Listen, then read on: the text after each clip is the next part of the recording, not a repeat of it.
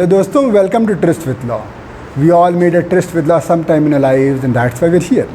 दोस्तों, अगला case discuss करते हैं प्रिवेंशन ऑफ करप्शन एक्ट पे, Kanwarjit Singh Kakkar versus state of Punjab. इसमें हुआ ये था, इनफैक्ट ये आप हमेशा देखते होंगे कि ये लोग कुछ गवर्नमेंट डॉक्टर्स थे और ये प्राइवेट प्रैक्टिस भी शाम को करते थे। 100 रुपया फ़ी चार्ज करते थे और उस पर ऑब्वियसली अपना सिग्नेचर या नाम नहीं लिखते थे।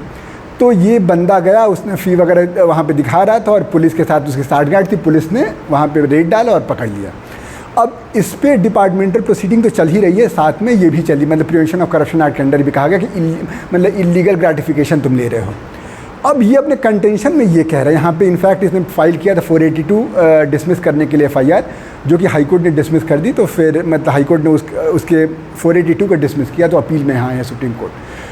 तो आर्ग्यूमेंट इसका ये है दोस्तों, और बहुत ही बढ़िया आर्ग्यूमेंट कर रहा है।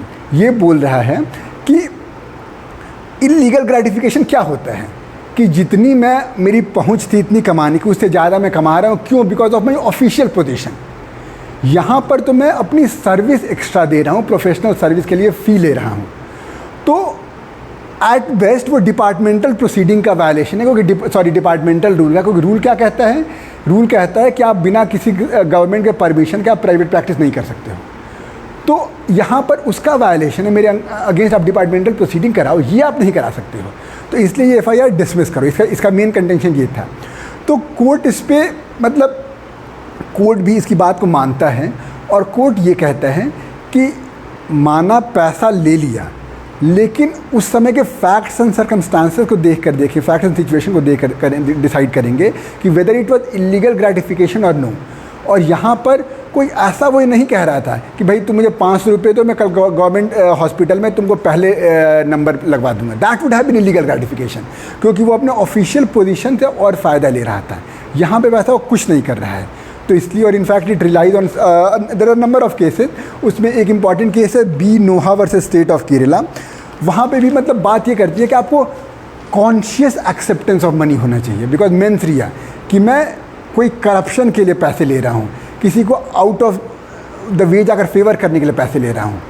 यही बातें हुई है Madhukar Bhaskar Rao Joshi versus state of Maharashtra में कि मतलब जस्ट मैंने पैसे ले लिए, that is not illegal gratification. And court this ways with the court. और इनफैक्ट कोर्ट ये भी कहता है कि जो डिपार्टमेंटल रूल है उसमें क्या है, उसमें देर इज द प्रोविजन कि आप प्राइवेट प्रैक्टिस कर सकते हो, बस गवर्नमेंट की परमिशन होनी चाहिए। तो इसका मतलब दिस इज़ नॉट पर से रॉन्ग, और यहाँ पे कोई करप्शन का एंगल नहीं है। इसलिए उसने PCA में इस केस को मतलब ये जो FIR थी उसको डिसमिस किया और बोला कि डिपार्टमेंटल प्रोसीडिंग कर सकते हो। तो दोस्तों, आई होप आपको केस समझ में आया होगा। कोई दिक्कत, कोई परेशानी कमेंट सेक्शन में बताइएगा। मिलते हैं अगले वीडियो में। Till then bye bye.